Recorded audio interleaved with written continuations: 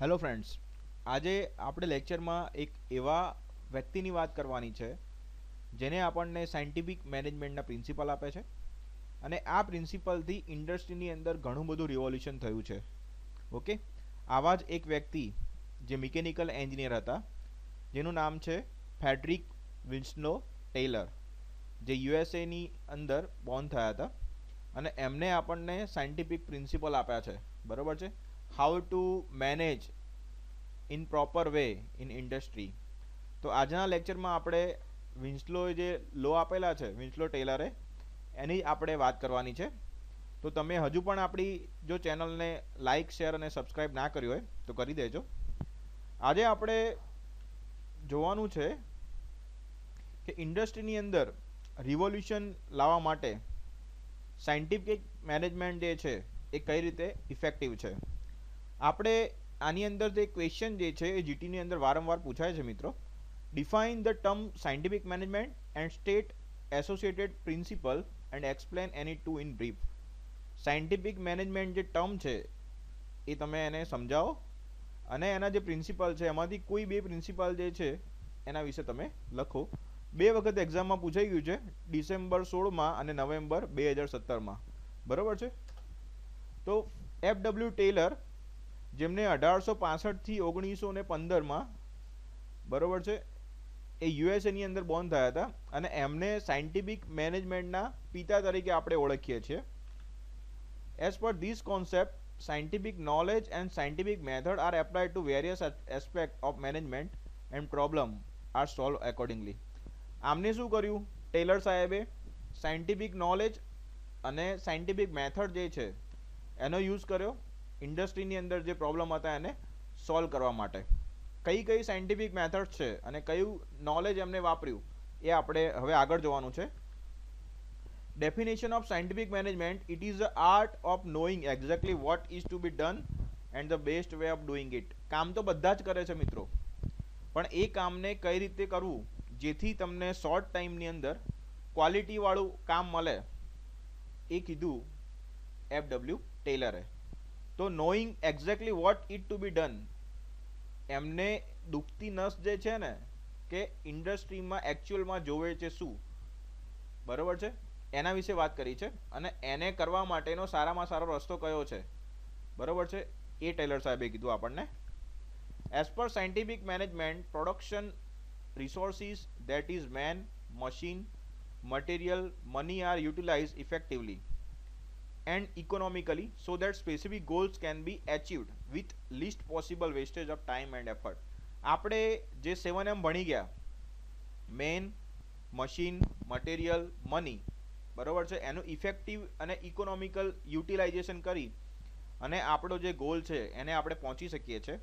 બરોબર છે. જો પ્રોડક્શનની અંદર વેસ્ટેજ કરીશું આપણે, વેસ્ટેજ એટલે ઓનલી મટીરિયલનો વેસ્ટેજ એવું નહીં, જોડે જોડે આપણે માની લો કે કોઈ ન કરવાનું કામ આપણે કરી દઈએ ઇન્ડસ્ટ્રીમાં, બરોબર છે, તો એટલો ટાઈમ આપણે એ કામ માટે વેડફ્યો છે, બરોબર છે, એટલે એ વેસ્ટેજ ના થાય. Wastage of time and effort, બરોબર છે, આપણે કોઈ વર્કરને કામ આપીએ છીએ, બરોબર છે, તો એને જે કામ આપણે સોંપ્યું છે એના સિવાયનું એ કામ કરે, બરોબર છે, ટાઈમ વધારે વેસ્ટ કરે તો એ પોતાનો ટાઈમ તો વેસ્ટ કરે જ છે, પણ જોડે જોડે તમે એને જે ઇન્સેન્ટિવ આપો છો એ તમારા પૈસા પણ જોડે જોડે વેડફાય છે, એટલે એ પણ આપણે ખાસ ધ્યાન રાખવાનું છે. તો ટેલર સાહેબે શું કીધું? Based on this core concept, Taylor had drawn few principle of scientific management. એમને આ બધું જોયું અને એના આધારે અમને સાયન્ટિફિક મેનેજમેન્ટના અમુક પ્રિન્સિપલ આપ્યા, એ આપણે જોવાના છે. પહેલું શું છે? Time study. કોઈ બી કામ કરવા માટે જે ટાઈમ છે એની સ્ટડી કરવાની. હવે ટાઈમની સ્ટડી કરવા માટે આપણે શાનો યુઝ કરીએ છીએ? તો જનરલી આપણે સ્ટોપ વોચની મદદથી, બરાબર છે, એ ટાઈમ જે છે એનો સ્ટડી કરવાનો, કેટલો ટાઈમ કામ કરવા માટે લાગે છે. એવું નથી કે આ ઇન્ડસ્ટ્રીની અંદર જ કામમાં લાગે, બરાબર છે, તમે ઘરે રીડિંગ કરતા હોય તો એક પેજ વાંચવા માટે તમને કેટલો ટાઈમ લાગે છે એ તમારે સ્ટોપ વોચ ચાલુ કરી અને જોઈ લેવાનું, બરાબર છે, અને એમાં આપણે શું શું સુધારા કરવા જોઈએ જેથી આપણે ઇમ્પ્રુવમેન્ટ લાવી શકીએ, બરાબર છે. અનનેસેસરી વેસ્ટેજ ઓફ ટાઈમ, વચ્ચે મોબાઈલ મચેડતા હોય આપણે તો એ ના મચેડીએ, બરોબર છે, જેથી તમારી ટાઈમ સ્ટડી જે છે એ ટાઈમ સ્ટડી કરી અને તમારું જે રીડિંગ છે તમે ઇમ્પ્રૂવ કરી શકો. સેમ વસ્તુ ઇન્ડસ્ટ્રીની અંદર થાય છે મિત્રો. ઇન્ડસ્ટ્રીમાં માની લો કે કોઈ વર્કર છે વેલ્ડિંગ કરે છે, તો વેલ્ડિંગ કરતાં કરતાં એનું જે વેલ્ડિંગ જે ટાઈમ છે એ આપણે ઓબ્ઝર્વ કરીએ, એની જે મોમેન્ટ છે, જે આપણે નીચે મોશન સ્ટડીમાં વાત કરવાની છે, એ આપણે ઓબ્ઝર્વ કરીએ, અને સારામાં સારી કઈ રીતે એ વેલ્ડિંગ કરી શકે છે અને અનનેસેસરી કેટલી મોમેન્ટ એ લે છે, બરોબર છે, એ આપણે જોવાનું છે. અને અનનેસેસરી મોમેન્ટને રિડ્યુસ કરવાની છે, જેથી વર્કર વધારે પ્રોડક્ટિવ રીતે કામ કરી શકે. નેક્સ્ટ છે સ્ટાન્ડર્ડાઇઝેશન. સ્ટાન્ડર્ડાઇઝેશન એટલે method of doing any job, tool, equipment, use, procedure, time for doing that job are standardize. કોઈ બી કામ કરવા માટે સ્ટાન્ડર્ડ ટૂલ, સ્ટાન્ડર્ડ ઇક્વિપમેન્ટનો યુઝ કરો, પ્રોસેસ છે એ પણ સ્ટાન્ડર્ડ વાપરો, બરોબર છે, અને સ્ટાન્ડર્ડ ટાઈમની અંદર એ જોબને કમ્પ્લીટ કરી દો, બરોબર છે. તો સ્ટાન્ડર્ડાઇઝેશન દ્વારા આપણે જે જોબ છે એ વધારે ઇફેક્ટિવલી કરી શકીએ છીએ. This can help in doing any job more effectively and economically. તો એના દ્વારા તમે કોઈ પણ જે જોબ છે એ ઇફેક્ટિવલી અને ઇકોનોમિકલી કરી શકો છો. ઓકે, નેક્સ્ટ આપણે જોવાનું છે સિલેક્શન એન્ડ ટ્રેનિંગ. અત્યારે આપણે ઇન્ડસ્ટ્રીની વાત કરીએ તો એમાં સિલેક્શન પ્રોસેસ માટે સૌથી પહેલાં શું હોય છે, તો સૌથી પહેલાં તમારું એક રિટર્ન ઇન્ટરવ્યૂ થાય, એના પછી પર્સનલ ઇન્ટરવ્યૂ થાય, એના પછી તમને ત્યાં જોબ માટે પ્રિફર કરે છે, બરોબર છે, અને એના પછી તમને શું આપવામાં આવે છે, ટ્રેનિંગ આપવામાં આવે છે. શું આપવામાં આવે છે, ટ્રેનિંગ. તો ટેલર સાહેબે એ જ વસ્તુ કીધી હતી કે તમે કોઈ બી એમ્પ્લોયને સિલેક્ટ કરો છો તો એને ડાયરેક્ટ કંપનીની અંદર મૂકી ના દો કે તું પ્રોડક્શન એન્જિનિયર આજથી ને આજે તારે બધું કામ કરવાનું. એને સૌથી પહેલાં શું કરો, ટ્રેનિંગ આપો, એનું સ્કિલ શું છે એને ચેક કરો, અને એને જેમાં માસ્ટરી છે એ પ્રમાણે એને કામ આપો. This means select the best worker for a job and then train him according to industrial standard two gate best performance. આપણે ઇન્ડસ્ટ્રીમાં ગયા પછી વર્કર્સ જે છે અથવા તો એન્જિનિયરને ટ્રેનિંગ બેઝ ઉપર રાખવામાં આવે છે, બરોબર છે. કેમ ટ્રેનિંગ બેઝ ઉપર રાખવામાં આવે છે, જેથી ઇન્ડસ્ટ્રીના સ્ટાન્ડર્ડ પ્રમાણે સારામાં સારું કામ કરી શકે.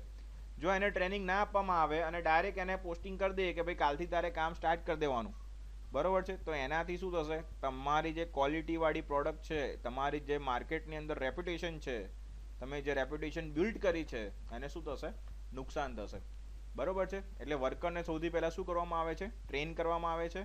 ઇન્ડસ્ટ્રીનું જે સ્ટાન્ડર્ડ સેટ કરેલું છે એ પ્રમાણે એને ટ્રેન કરવામાં આવે છે, અને એના પછી જ એ વર્કર તમને સારું પરફોર્મન્સ આપશે. Specialization. This principle state that instead of allocating all the work to a single person, part of the work should be allocated to a person as per his skill and interest. Specialization word એવું કહે છે કે કોઈ એક માણસને તમે બધું કામ આપી દો, એના કરતાં તમારે એ કામ જે છે એને શું કરવું જોઈએ, ડિવાઈડ કરવું જોઈએ. કઈ રીતે ડિવાઈડ કરવાનું, જે માણસનો જે કામ કરવામાં ઇન્ટરેસ્ટ છે એ પ્રમાણે એને ડિવાઈડ કરવાનું. ઓકે, તો એને જે પ્રમાણે ઇન્ટરેસ્ટ છે એ પ્રમાણે તમે કામને શું કરશો, ડિવાઈડ કરો. એને કહેવામાં આવે છે સ્પેશિયલાઇઝેશન. ઓકે, ઇન્ડસ્ટ્રીની અંદર જે કામ છે એને આપણે ડિવાઈડ કરીએ છીએ. શાના આધારે, સ્પેશિયલાઇઝેશનના આધારે. કે વેલ્ડિંગ કરવાનું છે અથવા તો પ્રોડક્શન સુપરવાઇઝર છે તો એને ખાલી વોચ જ કરવાનું છે, બરોબર છે. હવે આપણે વેલ્ડરને એમ કહીએ કે તું ભાઈ બધાનું ધ્યાન રાખ, અને પ્રોડક્શન સુપરવાઇઝરને એમ કે તું હવે આ વેલ્ડિંગ કરતો ચાલશે, નહીં ચાલે.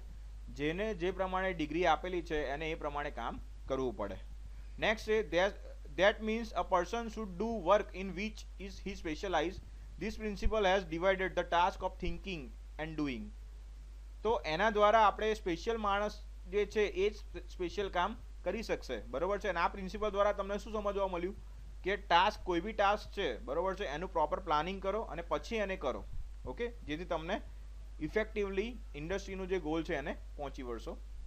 As per this principle, concept of functional organization emerged wherein one foreman was made in charge for each function separately. આના ટેલર સાહેબે તમને જે પ્રિન્સિપલ આપ્યો એના પછી ફંક્શનલ ઓર્ગેનાઇઝેશન છે એનો શું થયો, જન્મ થયો. ફંક્શનલ ઓર્ગેનાઇઝેશન એટલે આપણે ઇન્ડસ્ટ્રીની અંદર જે ડિવાઈડ કર્યા છે કે ભાઈ પ્રોડક્શન ડિપાર્ટમેન્ટ, મેન્ટેનન્સ ડિપાર્ટમેન્ટ, આ બધા ડિપાર્ટમેન્ટ એ અલગ અલગ ફંક્શન પ્રમાણે કામ કરે છે, અને એ બધાની ધ્યાન રાખવા માટે આપણે એક મુખ્યો મીન્સ કે એક સુપરવાઇઝરને બેસાડ્યો છે, બરોબર છે, જે શું કરે છે, દરેક ફંક્શન પ્રોપર કામ કરે છે કે નહીં એ ચેક કરે છે. ઓકે, તો એના પછી ફંક્શનલ ઓર્ગેનાઇઝેશન જે છે એનો જે જન્મ થયો.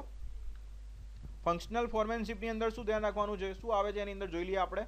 This is the system developed from the principle of specialization as explained above. Here the work is the industry are divided into two main function. ઇન્ડસ્ટ્રીની અંદર વર્ક છે અને મેઇન આપણે બે ફંક્શનની અંદર ડિવાઈડ કરવાનું છે. એક છે પ્લાનિંગ ડિવિઝન, પ્લાનિંગ કરવાનું. તો પ્લાનિંગ કોણ કરે છે? Where planning, analysis, evaluation of alternative for each job is done through following people. Planning કરવાનું, એને એનાલાઇઝ કરવાનું, કોઈ બી કામ છે એને એનાલિસ કરો, એને ઇવેલ્યુએટ કરો, બરાબર છે. અને એ જે છે એ પ્રમાણે થિંકિંગ કરવાનું કામ મેઇન કોણ કરે છે? તો ઇન્ચાર્જ ઓફ પ્લાનિંગ. પ્લાનિંગ જે કરતો હોય ઇન્ચાર્જ, ઇન્ફોર્મેશનલ પર્સનલ, એના પછી time and job recording in charge, બરાબર છે, એને પણ તમારે પ્લાનિંગમાં ઇન્વોલ્વ કરવો પડે. કંટ્રોલર, બરાબર છે. તો આ જે લોકો છે એ શું કરશે? પ્લાનિંગ કરશે. તો પહેલું ફંક્શનલ ફોર્મેનશીપનું ફંક્શન શું છે? પ્લાનિંગ ડિવિઝન, બરાબર છે. પ્લાન કરવું, કોઈ બી કામ કરવું હોય તો એના પહેલાં એનું પ્લાનિંગ કરવું પડે. સેકન્ડ જે છે એ છે વર્કિંગ ડિવિઝન, મીન્સ કે વર્ક જે છે એને ડિવાઈડ કરો. Where actual work is being carried out through following people. Actual work પહેલાં પ્લાનિંગ ડિવિઝન જે પ્લાન આપશે તમને એ પ્રમાણે વર્કિંગ ડિવિઝન છે એ શું કરશે? વર્ક કરે છે. કોણ કરે છે? Group of supervisor or group leader, expediting personal, repair and maintenance incharge. તો પ્લાનિંગ ડિપાર્ટમેન્ટ તમને જે કામ આપે છે એ પ્રમાણે આ લોકો શું કરે છે? ઇન્ડસ્ટ્રીની અંદર એક્ઝિક્યુટ કરે છે. પ્લાનિંગ ડિપાર્ટમેન્ટ સવારે આવીને કહે કે આપણે આજનો ટાર્ગેટ 400 કાર બનાવવાનો છે, તો એ પ્રમાણે ગ્રુપ સુપરવાઇઝર, રિપેર અને મેન્ટેનન્સ ડિપાર્ટમેન્ટ જે છે એ પ્રમાણે એક સ્ટ્રેટેજી બનાવશે અને એ પ્રમાણે કામ આગળ વધારશે, બરાબર છે. ઇન્સ્પેક્ટર જે છે એ પણ વર્કિંગ ડિવિઝનની અંદર આવશે. હવે આપણે નેક્સ્ટ જોવાનું છે ફાઇનાન્શિયલ ઇન્સેન્ટિવ. જો બધા લોકો જોબ શાના માટે કરતા હોય? એમને ફાઇનાન્શિયલ કંઈક બેનિફિટ મળે એના માટે, બરાબર છે. તો આ પ્રિન્સિપલની અંદર વર્કરની જે એફિશિયન્સી છે, બરાબર, એ ઇન્ક્રીઝ કઈ રીતે થાય? તો જ્યારે વિટામિન એમ તમને મળે ત્યારે તમારી એફિશિયન્સી શું થાય? ઇન્ક્રીઝ થાય, બરાબર છે. ફાઇનાન્શિયલ બેનિફિટ જ્યાં સુધી તમને ના મળે ત્યાં સુધી તમે ગમે એટલું કામ કરો તો બી તમને અંદરથી મોટિવેશન નહીં મળે. આ એક સત્ય હકીકત છે, બરાબર છે. તો ટેલર સાહેબે એમ કીધું કે તમારે એફિશિયન્સી વધારવી હોય તો એને વધારવા માટે જે વર્કર છે એને શું આપવું પડે? Financial incentive. એને શું આપવું પડશે? ફાઇનાન્શિયલ ઇન્સેન્ટિવ, મીન્સ કે as a form of money એને વિટામિન એમ આપવું જરૂરી છે. Different veg system. હવે એમને થોડુંક બુદ્ધિ દોડાઈ, મગજ દોડાયું. એમને શું કર્યું કે ટેલર સાહેબે એમ કર્યું, એવો પ્રિન્સિપલ બનાવ્યો કે એમને ડિફરન્શિયલ વેજ સિસ્ટમ છે એ વર્કરને આપવાનું ચાલુ કર્યું. હવે આ ડિફરન્શિયલ વેજ સિસ્ટમ છે શું એના વિશે આપણે જોઈએ. As per this system the worker producing more than standard output would get higher wage. Means કે આપણે ધારો કે દરજી છીએ, બરાબર છે. દરજીનો આપણે બિઝનેસ સ્ટાર્ટ કરીએ છીએ, આપણે કપડાં સીવવાનો એક બિઝનેસ ચાલુ કર્યો, ડેનિમ જીન્સ બનાવીએ છીએ, બરાબર છે. તો આપણી જોડે જે વર્કર કામ કરે છે, 10 મશીન છે અને એની અંદર જે વર્કર કામ કરે છે, તો એને કીધેલું ભાઈ રોજના તારે 100 સ્ટાન્ડર્ડ ટાઈમ આપણે પહેલાં ગણી કાઢ્યો હોય, બરાબર છે. એક સારામાં સારું કામ કરતો માણસ હોય એના ઉપર ટાઈમ સ્ટડી અને મોશન સ્ટડી કરી અને આપણે એક સ્ટાન્ડર્ડ ટાઈમ અને કેટલી પ્રોડક્ટ એ બનાવી શકે છે દિવસની, એના આધારે આપણે ટાર્ગેટ સેટ કરેલો હોય, બરાબર છે. હવે એને કીધેલું હોય કે ભાઈ જો તું 100 જીન્સ કરતાં વધારે બનાવીશ, કોઈ વર્કર કામ કરતો હોય તો સ્ટાન્ડર્ડ ટાઈમ તમે ધારો કે 100 જીન્સનો નક્કી કર્યો. હવે માની લો કે કોઈ માણસ 100 જીન્સ કરતાં વધારે જીન્સ બનાવે છે તો એને તમે એક્સ્ટ્રા વેજ આપો, હાયર વેજ આપો, બરાબર છે. કેમ? કેમ કે એને સ્ટાન્ડર્ડ આઉટપુટ છે એના કરતાં પણ વધારે કામ કર્યું છે, એટલે એને એટલું મહેનતાણું કેવું મળવું જોઈએ? વધારે મળવું જોઈએ. So two different wage rate introduce, standard wage અને હાયર વેજ. તો બે પ્રકારે 100 જીન્સ કરતાં ઓછું કામ કરે તો એને સ્ટાન્ડર્ડ વેજ પ્રમાણે આપો અને એના કરતાં વધારે કામ કરે તો એને હાયર વેજ આપો, બરાબર છે. તો એ પ્રમાણે વેજ સિસ્ટમ જે છે એને ડેવલપ કરી. Taylor believe that this would motivate worker to perform above the standard and thus productivity would increase. તમને 100નો ટાર્ગેટ આપ્યો હોય તો તમે 110 કરો તો 10ના તમને એક્સ્ટ્રા પૈસા મળતા હોય તો આપણે ટ્રાય કરીએ ને, તો એનાથી શું થશે? વર્કર વધુ કામ કરવા મોટિવેટ થશે. એ એક્સ્ટ્રા ટાઈમ વેડફતો હોય એ વેડફે નહીં, અને એક્સ્ટ્રા ટાઈમ ના વેડફે એટલે પ્રોડક્ટિવિટી શું થશે? ઇન્ક્રીઝ થશે. ઓકે. હવે સાયન્ટિફિક મેનેજમેન્ટના જે એડવાન્ટેજ છે કયા કયા છે? તો મિત્રો આ વસ્તુ જીટીયુમાં પૂછાઈ ગઈ છે 2015માં. ઓકે, તો ખાસ તમે ધ્યાન રાખજો. Reduction in unproductive time and faster work due to time study. Advantage પહેલું જ કયું છે કે ટેલર સાહેબે શું કર્યું? ટાઈમ સ્ટડી અને મોશન સ્ટડી, જેથી અનપ્રોડક્ટિવ ટાઈમ છે એ ઘટી ગયો ને વર્ક છે એ વધારે ફાસ્ટ થયું. Higher production with less effort and reduce unnecessary moment and wastage of effort by motion study. Production rate આપણે વધારી દીધો, ઓછા કામ કરીને વધારે પ્રોડક્શન કઈ રીતે મેળવવું એ ટેલર સાહેબે કીધું આપણને. અને અનનેસેસરી જે મોમેન્ટ હતી, બરોબર છે, એ તમે આગળ ભણશો, કદાચ તો આઈની અંદર ભણી ગયા છો, બરોબર છે, તો એના દ્વારા આપણે અનનેસેસરી મોમેન્ટ જે છે એ આપણે ઘટાડી શકીએ છીએ, બરોબર છે, જેથી કરીને અલગ જે વેસ્ટેજ ઓફ એફર્ટ છે એને આપણે રિડ્યુસ કરી શકીએ. Improvement in skill of worker and thus higher production due to specification. વર્કરોનું જે સ્કિલ છે એને ઇમ્પ્રૂવ કરવાનું, જેથી તમને પ્રોડક્શન રેટ છે કેવો મળશે, વધારે મળશે, ડ્યુ ટુ સ્પેશિયલાઇઝેશન. સ્પેશિયલ કામ કરતો માણસ છે, વેલ્ડિંગની અંદર જાણકાર હોય, બરોબર છે, કોઈ પણ તમે જોબ જોવો ને તો એમાં લખેલું હોય કે ભાઈ 5 વર્ષનો એક્સપિરિયન્સ હોય તો જ અમારે ત્યાં આવવું, બાકી આવવું નહીં. તો એ 5 વર્ષનો એક્સપિરિયન્સ શા માટે માગે છે, જેથી એને એક જ કામની અંદર પોતાનું સ્કિલ ડેવલપ કર્યું હશે, એને સ્પેશિયલ માણસ, સ્પેશિયલાઇઝેશન થયેલો માણસ હશે અને એ વધારે સ્પીડથી કામ કરી શકશે, બરોબર છે. એટલા માટે આપણે એક્સપિરિયન્સ જે છે માગીએ છીએ. મેન્ટેનન્સની અંદર સૌથી વધારે એક્સપિરિયન્સ માગે છે, બરોબર છે. Workers get good job satisfaction due to scientific selection and training of worker as per the job requirement. This lead improve productivity. વર્કરને તમે ફાઇનાન્શિયલ બેનિફિટ આપો એટલે શું હોય, એને સેટિસ્ફેક્શન હોય, જોબ સેટિસ્ફેક્શન, એ પોતાની નોકરીથી ખુશ હશે, બરોબર છે. અને ટ્રેનિંગ કરેલો વર્કર હશે એટલે એને પ્રોડક્શન જે છે, પ્રોડક્ટિવિટી એ શું કરશે, ઇમ્પ્રૂવ કરશે, બરોબર છે. એનાથી પ્રોડક્શન જે છે એ વધારે ફાસ્ટ થશે. Worker get chance to improve their hidden skill and expertise. વર્કરની અંદર જે ટેલેન્ટ હોય એ શું થશે, એમાં ઇમ્પ્રુવમેન્ટ આવશે, બરોબર છે. એ પોતાનું હિડન સ્કિલ બતાવશે, બરોબર છે. કામને ફાસ્ટ કરવા માટે એક કહેવત છે કે આળસુ માણસ હોય ને એ શોર્ટકટ શોધે, બરોબર છે. એટલે આપણની અંદર પણ હિડન ટેલેન્ટ હોય, કયું કામ કઈ રીતે શોર્ટકટમાં પતાવવું, જેથી કામની સ્પીડ વધે, વધારે આપણે આઉટપુટ આપી શકીએ, પણ આપણને મોટિવેશન મળે તો જ આપણે એ કામ કરીએ. ઓકે, તો વર્કરની અંદર પણ એ જ વસ્તુ છે. Efficient worker get chance to earn more and faster promotion. બરોબર છે. આપણે વર્કરને કામ પ્રમાણે રોજગારી આપીએ છીએ. જે વર્કર સારું કામ કરશે એ સારું કમાશે પણ, અને એને પ્રમોશન પણ ઝડપી મળશે.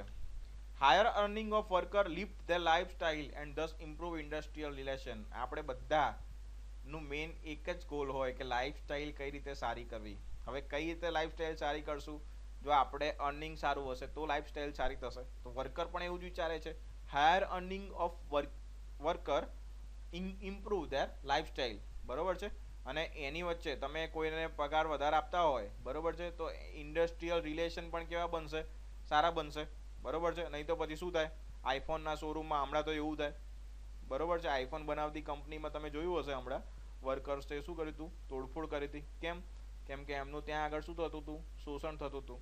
એમની લાઈફસ્ટાઈલ પ્રમાણે જે એમને એક સ્ટાન્ડર્ડ સેટ કરેલું એ પ્રમાણે એમને અર્નિંગ નહોતું મળતું, બરોબર છે. તો એનાથી પ્રોબ્લેમ ક્રિએટ થશે. Effective utilization of scarce resources of the nation makes increase in national income and raise the rate of growth. આપણે બધા રિસોર્સિસનું પ્રોપર યુટિલાઇઝેશન કરીશું એટલે આપણે નેશન જે છે, બરોબર છે, ઇન્ડિયા જે છે, ધારો કે આપણે ઇન્ડિયાની અંદર કોઈ ઇન્ડસ્ટ્રી છે અને એ આ રીતે સારું ઇફેક્ટિવ પ્રોડક્શન કરે છે, બરોબર છે, તો એ ઇન્ડસ્ટ્રી એ આપણા જે કન્ટ્રીના રિસોર્સિસ છે, બરોબર છે, એનો જ પ્રોપર રીતે ઉપયોગ કરે છે. એટલે આપણે જીડીપી જે છે એમાં શું થશે, વધારો થશે, બરોબર છે. આપણો ઇન્ડસ્ટ્રીનો જેટલો ગ્રોથ થાય, બરોબર છે, એટલું જ કન્ટ્રીનો ગ્રોથ થાય, બરોબર છે. મોદી સાહેબ જેટલી ઇન્ડસ્ટ્રી અહીંયા લાવે, બરોબર છે, એ જ પ્રમાણે જીડીપી જે છે એ અપ થશે. એટલા લોકો વધારે રોજગારી મેળવશે અને એટલા લોકો વધારે ગુજરાતની અંદર રહેવા માટે ટ્રાય કરશે. કેમ કે એમને પ્રોપર રોજગારી મળે છે. Worker, industries and nation as whole get benefit by improving productivity. Productivity increase હશે તો વર્કરને પણ ફાયદો છે, કંપનીને પણ ફાયદો છે અને કન્ટ્રીને પણ ફાયદો છે, બરાબર છે. તો એ બધાને આનાથી ફાયદો થશે. મોસ્ટ આઈએમપી ક્વેશ્ચન છે મિત્રો, સમજી અને તૈયાર કરી દેજો. ડિસએડવાન્ટેજ પણ છે સાયન્ટિફિક મેનેજમેન્ટના. ટેલર સાહેબે બધું સારું જ કીધું એવું નથી, એના અમુક ડિસએડવાન્ટેજ પણ છે. કયા ડિસએડવાન્ટેજ છે આપણે જોઈએ. Due to specialization worker have to do the same kind of work which leads to monotony and lack of enthusiasm in worker. એક જ કામ આપણે કોઈને કરાવીએ કે આ ભાઈ વેલ્ડર છે અને સ્પેશિયલાઇઝ એને વેલ્ડર જ છે એટલે એ જ કામ કરાવવાનું, બીજું એને કંઈ કામ આપવાનું નહીં. રોજ તમને સવારે ઉઠીને કે તારે રોજ આ એક જ કામ કરવાનું છે, બરોબર છે, તો તમને શું થશે?